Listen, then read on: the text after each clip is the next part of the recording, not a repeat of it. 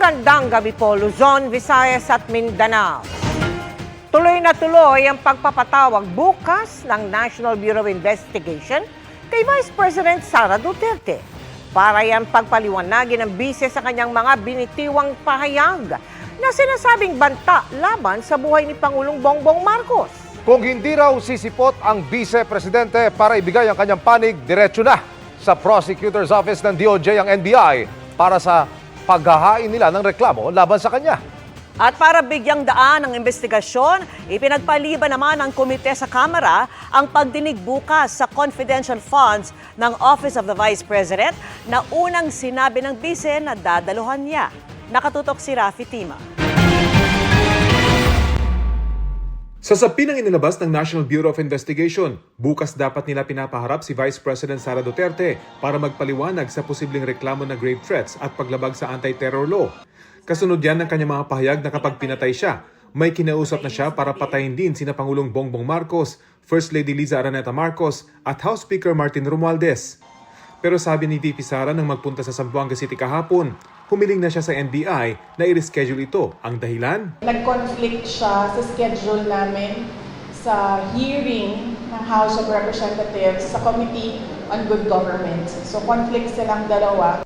Pero sabi ngayong araw ni Representative Joel Chua, Chairman ng House Committee on Good Government and Public Accountability, kami po kanina ay nagdesisyon na i-postpone yung committee hearing for tomorrow to pave way sa investigasyon po ng NBI. Sa ganun ay hindi naman po kami nagagamit bilang excuse para masagot po yung complaint po dito. Dahil naniniwala po kami, ito pong issue sa NBI ay napakahalaga at ito po ay it concerns national security.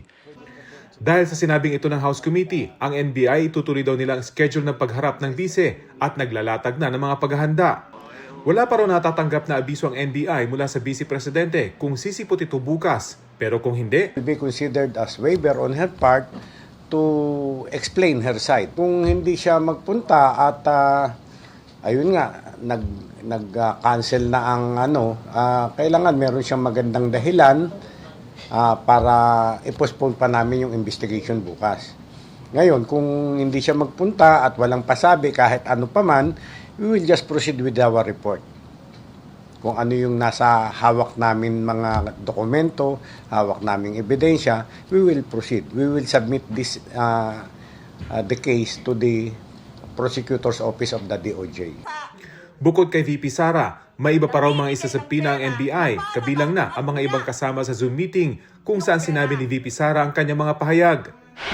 Sinusubukan pa naming makuha ang panig ni VP Sara tungkol sa mga pahayag ng House Committee at ng NBI. Ngayong araw, nagtungo siya sa Pangasinan kung saan itinuloy ng OVP ang pamamahagi ng gift pack sa Lingayen bilang bahagi ng kanilang anibersaryo. Doon nanawagan si Duterte na maging mapanuri ang bawat botante at huwag magpapadala sa pangako ng mga politiko sa nalalapit na 2025 midterm elections. Hindi tayo dapat nagpapadala sa pagbili ng boto.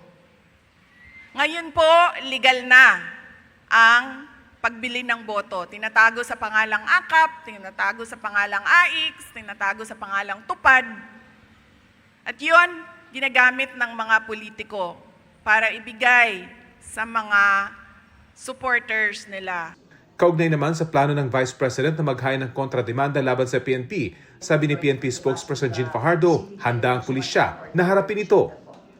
Para sa GMA Integrated News, Rafi Tima, nakatutok, 24 oras.